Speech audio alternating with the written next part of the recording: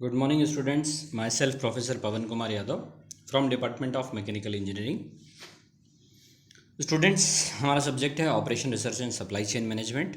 Unit third पर हम हैं। यूनिट थर्ड जो है वो इन्वेंट्री कंट्रोल सिस्टम की है। यूनिट थर्ड का ये पहला पार्ट है जिसमें हम इन्वेंट्री कंट्रोल सिस्टम होता क्या है इसको अच्छी तरह से समझेंगे। जो हमें पढ़ना है इस पर्टिकुलर वीडियो के अंदर वो है इन्वेंट्री का ऑब्जेक्टिव, उसके एडवांटेजेस, लिमिटेशन, इन्वेंट्री मैनेजमेंट क्या होता है, इन्वेंट्री मॉडल क्या होता है, उसके classification, excess inventory, Little's law, use of Little's law, lean manufacturing, just in time, system of inventory control. कौन कौन से सिस्टम्स होते हैं इन्वेंट्री कंट्रोल सिस्टम के अंदर, ये हमें पढ़ना है। सबसे पहले हम बात करते हैं इन्वेंट्री क्या होता है। तो स्टूडेंट्स, जो गुड्स और कमोडिटीज़ हम स्टॉक करते हैं वो कहलाता है इन्वेंट्री। अब हमें जो गुड्स और कमोडिटी है उसको स्टॉक करने की रिक्वायरमेंट जो आती है वो क्यों आती है? क्योंकि हम जो है शॉप फ्लोर पर बहुत अच्छी तरह से काम कर सकें। अगर मटेरियल की स्कैर्सिटी है या मटेरियल अवेलेबल नहीं है तो क्या होगा, प्रोडक्शन रुक जाएगा। तो इसीलिए हमें इन्वेंट्री को मैनेज करना बहुत ज़्यादा ज़रूरी है ताकि हम कस्टमर के जो कमिटमेंट हैं उसको टाइमली पूरा कर सकें। ठीक, तो यहाँ पर फॉर्म्स लिखे हुए हैं इन्वेंट्री के, raw material, work in process और फिनिश गुड। तो ये तीन पार्ट में हमने जो है इन्वेंट्री को जो है तोड़ दिया है। तो रॉ मटेरियल में वो सारी चीज़ें जो कि एज ए रॉ मटेरियल इस्तेमाल की जाती है, यानी जिसको अनफिनिश्ड गुड भी बोलते हैं। वर्क इन प्रोसेस में एक या दो स्टेजेस पार करनी, या मशीनिंग प्रोसेस हो चुकी हो या जो है ट्रांसफॉर्मेशन का या वैल्यू एडिशन का थोड़ा सा काम हो चुका हो, वो वाली इन्वेंट्री जो कि इन बिटवीन है, यानी स्टार्ट और एंड पॉइंट के बीच में। और लास्ट है finish good inventory. Finish good inventory का मतलब ये है कि प्रोडक्ट बन के तैयार, यानी जो भी हम प्रोडक्ट बनाना चाह रहे हैं वो बन के तैयार है और अब उसको हम शिपमेंट के लिए भेज रहे हैं, मतलब कस्टमर तक वो जाएगा। तो वो इन्वेंट्री जो बन के तैयार है वो भी इन्वेंट्री है, यानी कंप्लीट प्रोडक्ट बन के तैयार है बल्क क्वांटिटी में, वो भी, या स्टॉक कर रखा है, वो भी इन्वेंट्री है। जो बन रहा है प्रोडक्ट लेकिन बनकर तैयार नहीं हुआ है, ना वो रॉ मटेरियल है ना कंप्लीट बना हुआ प्रोडक्ट है, वो इन बिटवीन जो प्रोडक्ट है वो भी इन्वेंट्री के अंदर काउंट होगा, जिसको हम वर्क इन प्रोसेस बोल रहे हैं। और वो प्रोडक्ट या वो मटेरियल, उसको हम प्रोडक्ट नहीं बोलेंगे, उसको हम मटेरियल बोलेंगे, जो कि यूज़फुल फॉर्म में अवेलेबल नहीं है, उसको यूज़फुल फॉर्म में बनाना है, तो वो भी जो है इन्वेंट्री में, या जिसको हमने स्टॉक कर रखा है स्टोर में, उसको भी हम जो है इन्वेंट्री में काउंट करेंगे। तो ये तीनों चीज़ें जो है इन्वेंट्री में काउंट होगी। ठीक है स्टूडेंट्स, आगे चलते हैं हम। ऑब्जेक्टिव। ऑब्जेक्टिव ये है इन्वेंट्री का, जब हम इन्वेंट्री कंट्रोल करते हैं तो इन्वेंट्री को हम लाते हैं तो इसका मतलब वो कॉस्ट एसोसिएटेड है, उसमें पैसा लगा हुआ है। तो हम उस पैसे को अगर कम से कम कर लेते हैं तो ओवरऑल कॉस्ट जो है, या फिर जो ओवरहेड्स लगेंगे हमारे ऊपर, अगर हमने बैंक से लोन लिया है 100 करोड़ का, और 100 करोड़ का लोन लेकर हम अपनी इंडस्ट्री में जो है उसका इन्वेस्टमेंट कर रहे हैं, और हम ये मानते हैं कि कोई भी प्रोडक्ट है उसमें 50% जो है वो कॉस्ट ऑफ मटेरियल होता है और 55% जो है कन्वर्जन चार्जेस होता है, और फिर मार्केटिंग चार्जेस जुड़े रहते हैं। तो ओवरऑल कॉस्ट प्रोडक्ट की जब डिसाइड करते हैं तो उसमें सबसे बड़ा पार्ट जो होता है वो रॉ मटेरियल का होता है। तो अगर हम पूरा पैसा, मैक्सिमम अमाउंट अगर हम इन्वेंट्री में खर्चा कर देते हैं तो उससे हमारा ओवरहेड बढ़ जाएगा। अगर 100 करोड़ हमने लिया हुआ है 10% के बेसिस पर, तो हमें उतना 10% का ब्याज जो देना है बैंक को, तो वो एक्स्ट्रा बढ़ जाएगा हमारा। तो हम अगर कम पैसे के अंदर अगर वो काम कर सकते हैं तो हमारे को वो ब्याज कम देना पड़ेगा, तो हमारी प्रॉफिटेबिलिटी बढ़ जाएगी। तो हम मिनिमम कैपिटल इन्वेस्टमेंट के थ्योरी के बेसिस पर जो है इन्वेंट्री का कंट्रोल करते हैं। और इन्वेंट्री जो हम पढ़ रहे हैं सब्जेक्ट सिर्फ इसी चीज़ के लिए पढ़ रहे हैं कि वो जो कॉस्ट लग रहा है उसको कम से कम कर सकें। ठीक है, उसके बाद जो है कस्टमर की डिमांड जो है टाइमली हम पूरी कर सकें। क्लियर है? उसके साथ जो है हमने जो प्लानिंग कर रखी है साइंटिफिक बेसिस पर, जो हमने प्लानिंग कर रखी है इन्वेंट्री की, उसको हम पूरा कर सकें। उसके साथ जो है फ्लक्चुएशन जो आती है मार्केट में, उसको सेफ्टी स्टॉक से हम अगर मार्केट में मटेरियल अवेलेबल नहीं है या प्राइस बढ़ गए हैं तो हमारे पास सेफ्टी स्टॉक अवेलेबल है, तो हम काम चला सकते हैं अपने यहाँ, जो है हम प्रोडक्शन को रोकेंगे नहीं। ठीक, चोरी का और जो है चोरी हो जाने का जो डर है, या टूटने का या ख़राब हो जाने का जो डर है, वो हम कम कर सकें। ठीक, ये हमारा ऑब्जेक्टिव है इन्वेंट्री मैनेजमेंट या इन्वेंट्री कंट्रोल करने का। ठीक है स्टूडेंट्स, अब हम बात करते हैं एडवांटेजेस की, जैसे हमने वहाँ पढ़ा था। हाँ भाई, हमें अगर एडवांटेजेस की अगर हम बात करें तो कैपिटल को अगर हम बचा लेते हैं या लिक्विडिटी को बचा लेते हैं तो हम बाकी दूसरी चीज़ों में इन्वेस्टमेंट कर सकते हैं। पहला, हम प्रोडक्शन सिस्टम जो हमने बना रखा है, जो चला रहे हैं, उसमें अगर हमारी इन्वेंट्री अच्छी तरह से अवेलेबल है तो हमारे को जो है प्रोडक्शन लॉसेज नहीं होंगे। ठीक, और स्मूथ फंक्शनिंग हो पाएगी उनकी। कस्टमर पे हम टाइमली जो है अपना मटेरियल डिलीवर कर पाते हैं, ये भी हमें फैसिलिटी मिल जाएगी। तो ये सारे एडवांटेजेस हैं जो कि हमको मिलेंगे। उसके बाद बात करते हैं लिमिटेशन की। लिमिटेशन जो है इन्वेंट्री कंट्रोल का क्यों है, क्योंकि क्या है कि अलग अलग तरह की जो है बिज़नेस होते हैं, उसमें अलग अलग तरह की इन्वेंट्री होती है। तो बिज़नेस रिस्क पूरी तरह से कवर कर ले, ये पॉसिबिलिटी नहीं है इन्वेंट्री कंट्रोल की, पहली चीज़। दूसरा कि अगर हमें सेल्स को बढ़ाना है, objective of better sales through improved service to the customer, reduction in inventory to reduce size of investment and reduce cost of production by smoothening production system operations are conflicting with each other. अगर हमें जो है sales को बढ़ाना है, हमारा ये objective ultimately यही होता है कि हम सेल्स को बढ़ा लें। सेल्स को बढ़ाने के लिए कस्टमर सर्विसेज हमें अच्छी करनी पड़ेगी। अगर हम इन्वेंट्री को रिड्यूस करें, इन्वेस्टमेंट को भी कम कर लें और हम प्रोडक्शन को भी स्मूथ चला लें, तो ये भी पॉसिबिलिटी नहीं है, ये कॉन्फ्लिक्ट है।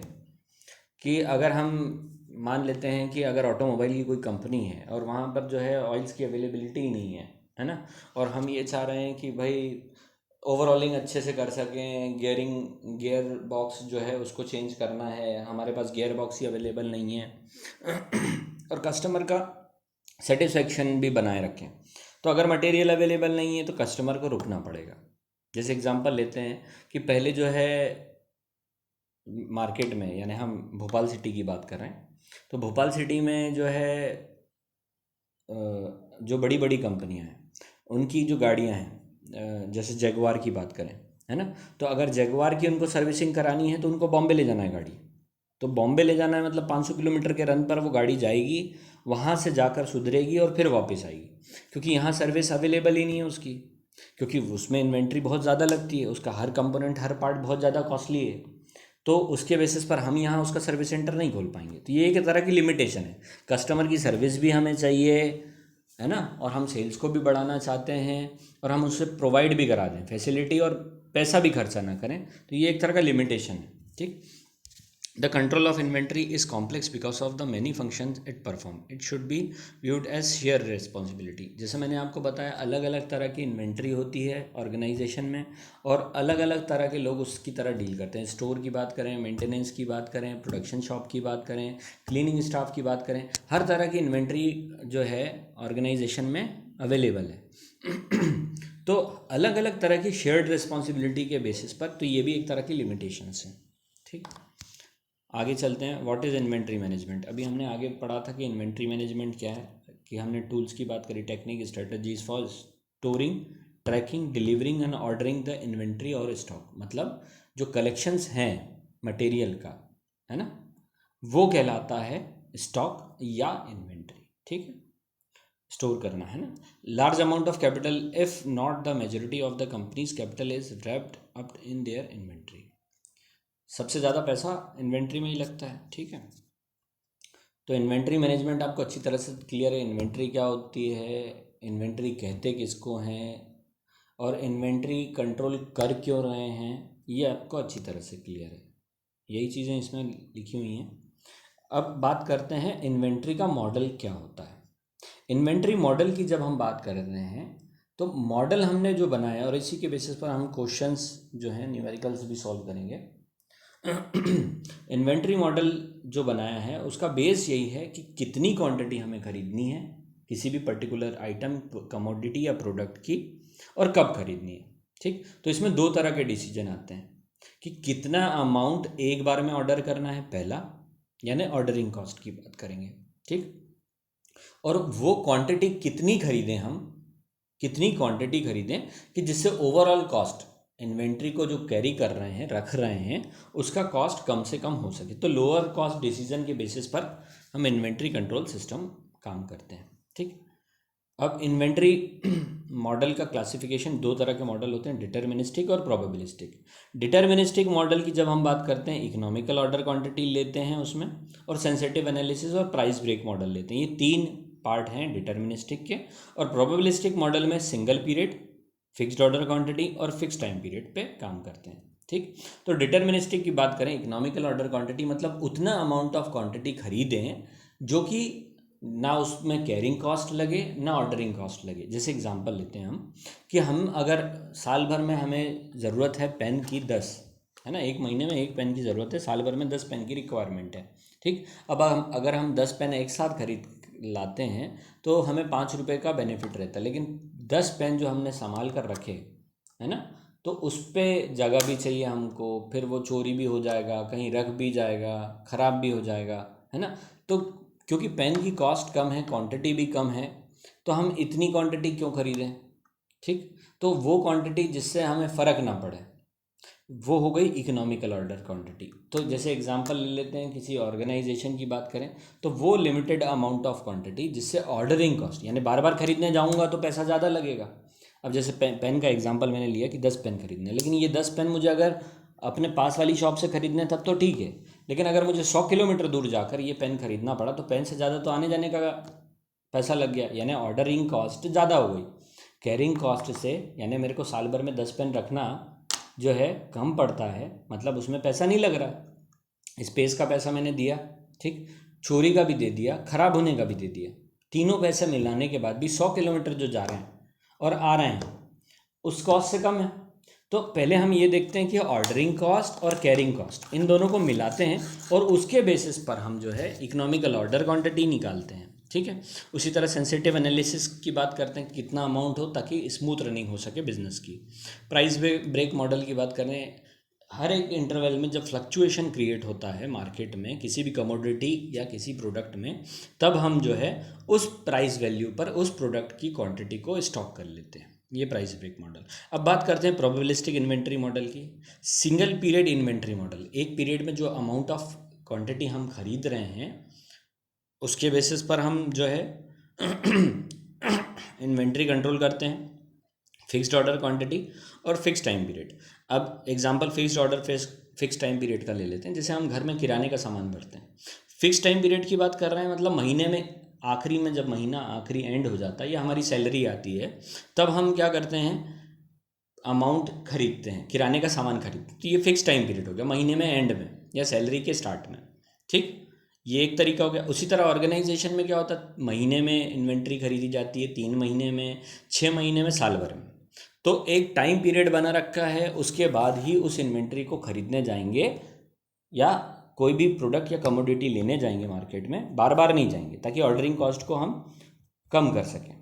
एक बार में लाएंगे, अगर हम एक दिन शक्कर लेकर आ रहे हैं, एक दिन चाय पत्ती लेने जा रहे हैं, एक दिन दाल लेने जा रहे हैं, एक दिन चावल लेने जा रहे हैं, तो हम अलग अलग बार जाएंगे तो टाइम भी इन्वेस्ट होगा उसमें, और साथ ही साथ हमारा पेट्रोल का भी पैसा लगेगा उसमें, तो ये ऑर्डरिंग कॉस्ट बढ़ जाता है। तो टाइम पीरियड एक फिक्स बना लेते हैं, उसी में खरीदते हैं। ठीक।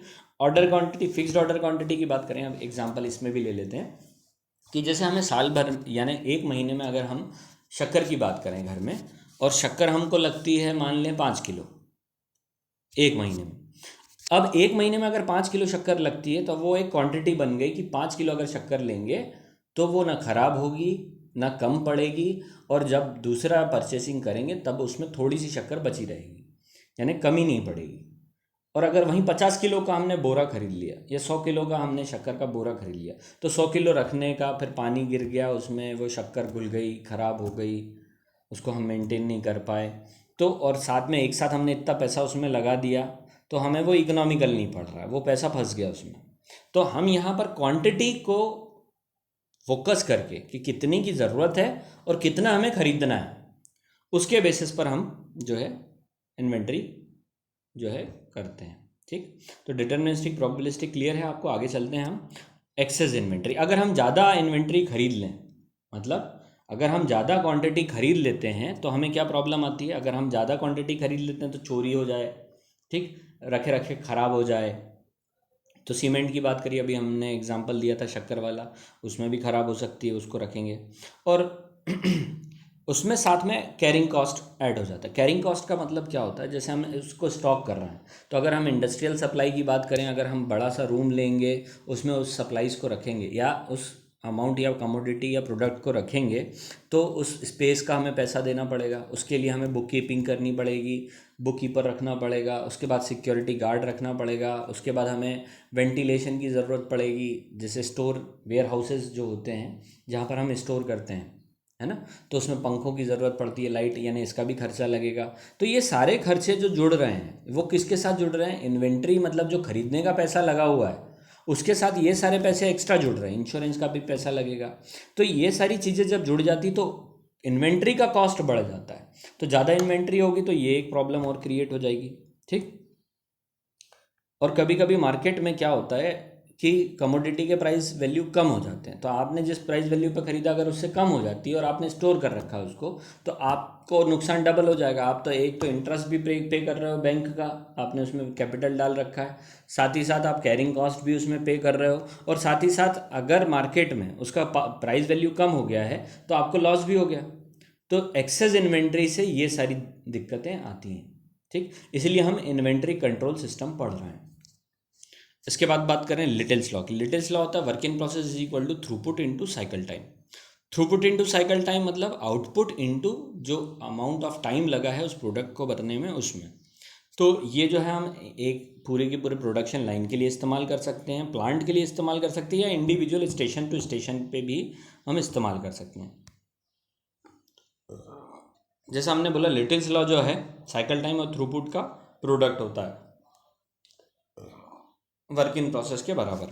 तो वर्क इन प्रोसेस क्या होता है, स्टार्ट और एंड के बीच में, जब प्रोडक्ट बनाना स्टार्ट किया हमने और जब कंप्लीट प्रोडक्ट निकल गया उसके बीच में जो इन्वेंट्री होती है उसको वर्क इन प्रोसेस इन्वेंट्री बोलते हैं। साइकिल टाइम वो एवरेज टाइम जिसमें एक कंप्लीट जॉब बनकर निकलता है वो साइकिल टाइम कहलाता है। और एवरेज आउटपुट प्रोडक्शन एक यूनिट टाइम का वो कहलाता है थ्रूपुट या आउटपुट, ठीक। इसका इस्तेमाल कहाँ कहाँ करते हैं हम, इन्वेंट्री को प्लान करने में, साइकिल टाइम को मेज़र करने में, क्यू लेंथ को निकालने में, और साइकिल टाइम को कम करने में। लीन मैन्युफैक्चरिंग की बात करें, लीन मैन्युफैक्चरिंग जो है बेसिकली हम टोयोटा प्रोडक्शन सिस्टम टीपीएस ने जो है इन्वेंट करी है। इसमें मूडा, मूरा और मूरी तीन पार्ट आते हैं। मूडा, मूरा और मूरी ये तीनों ये बताते हैं कि अगर हम काम कर रहे हैं वो इनकंसिस्टेंस है, या जो है उसमें वेस्टेज डेवलप हो रहा है, या जो वर्कर उस पर काम कर रहे हैं उनमें स्ट्रेस डेवलप हो रहा है, तो हम क्वालिटी प्रोडक्ट मार्केट में नहीं दे सकते। और क्वालिटी प्रोडक्ट अगर हम नहीं दे रहे हैं तो कस्टमर एक्सेप्टेबल नहीं होगा वो, पहली चीज़। दूसरा, अगर हम वेस्ट डेवलप कर रहे हैं, बल्क अमाउंट में क्वांटिटी अगर हम जनरेट कर रहे हैं और अगर उसमें वेस्ट आ रहा है, तो इसका मतलब ये है कि ओवरऑल प्रोडक्ट का, एंड प्रोडक्ट का कॉस्ट बढ़ जाएगा।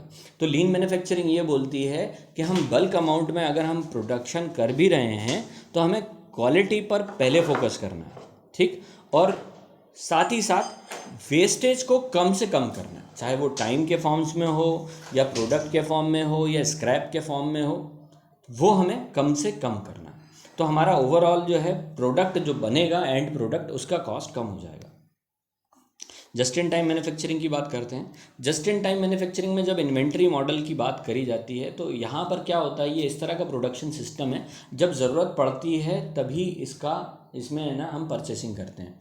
जैसे एग्जांपल ले लेते हैं कि हम विंटर सीजन के अंदर वुलन्स का इस्तेमाल करते हैं, तो वुलन एक तरह का प्रोडक्ट हो गया।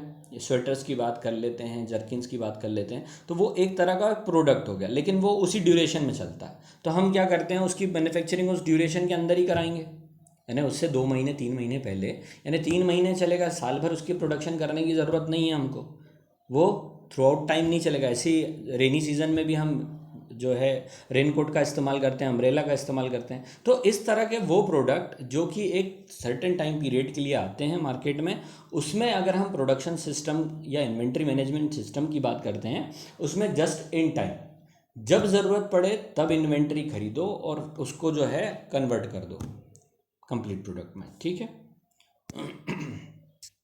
System of inventory control, selective inventory control system इसमें आते हैं। सिलेक्टिव का मतलब ये है, क्योंकि कंपनी की बात जब हम करते हैं तो एन नंबर ऑफ प्रोडक्ट होते हैं किसी भी ऑर्गेनाइजेशन में। एन नंबर ऑफ प्रोडक्ट के अंदर जो है बहुत अलग अलग वेराइटीज़ होती हैं, तो उनको हमने अलग अलग पार्ट्स में डिवाइड कर दिया है और उसी के बेसिस पर हम इन्वेंट्री का कंट्रोल करते हैं।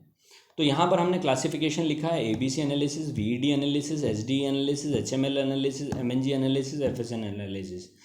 तो ये जो 6 एनालिसिस हैं, इसके बेसिस पर हम इंडस्ट्री की जितनी भी इन्वेंट्री या जितने भी कमोडिटी आइटम या प्रोडक्ट हैं उनको हम जो है बाइफरकेट करते हैं और इसी के बेसिस पर हम इन्वेंट्री का कंट्रोल करते हैं। तो जैसे हम अब बात करते हैं ABC एनालिसिस की, इसको कहते हैं ऑलवेज बेटर कंट्रोल एनालिसिस। ये कॉस्ट के बेसिस पे होता है। तो A के अंदर वो आइटम्स आते हैं या वो कमोडिटी या प्रोडक्ट आते हैं जिनकी प्राइस वैल्यू बहुत ज़्यादा है, तो इसकी कम क्वान्टिटी हम खरीदते हैं। B वाले जो रहते हैं उनका प्राइस मॉडरेट होता है, तो इसको उससे ज़्यादा खरीदते हैं। और C का प्राइस बहुत चीप होता है, तो हम इसकी क्वान्टिटी ज़्यादा खरीद लेते हैं। जैसे नट और बोल्ट आ गया C कैटेगरी में, B में पार्ट्स आ गए और A में मशीन्स आइटम्स आ गए, ठीक।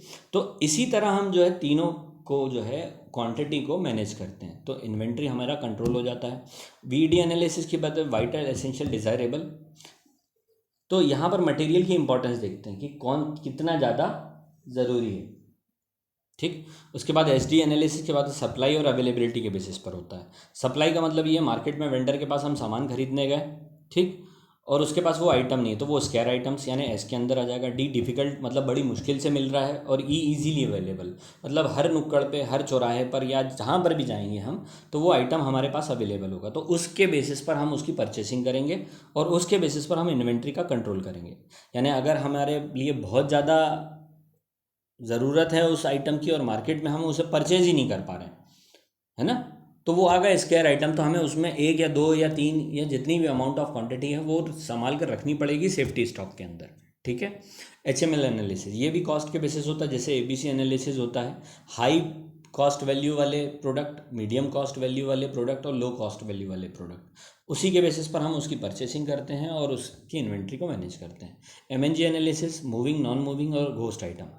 मूविंग, नॉन मूविंग और घोस्ट आइटम। घोस्ट आइटम वो जो आते से ही ख़त्म हो जाते हैं। नॉन मूविंग जो साल भर इस्तेमाल ही नहीं हो पा रहे हैं। मूविंग मतलब चलते रहना। तो रॉ मटेरियल की बात करें वो मूविंग आइटम में आ जाते हैं।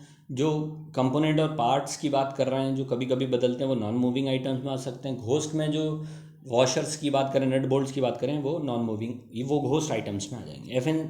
FSN एनालिसिस ये यूसेज रेट पर डिपेंड करता है। फास्ट मूविंग, स्लो मूविंग और नॉन मूविंग। जैसे हमने कंजम्पशन की बात करी उसी तरह यूसेज रेट भी है। तो वो आइटम्स जो कि बहुत तेज़ी से ख़त्म होते हैं, स्लो मूविंग मतलब धीरे धीरे ख़त्म होते हैं, नॉन मूविंग मतलब उसकी रिक्वायरमेंट कभी सभी लगती है, ठीक है। Thank you for watching my video. Thank you very much students.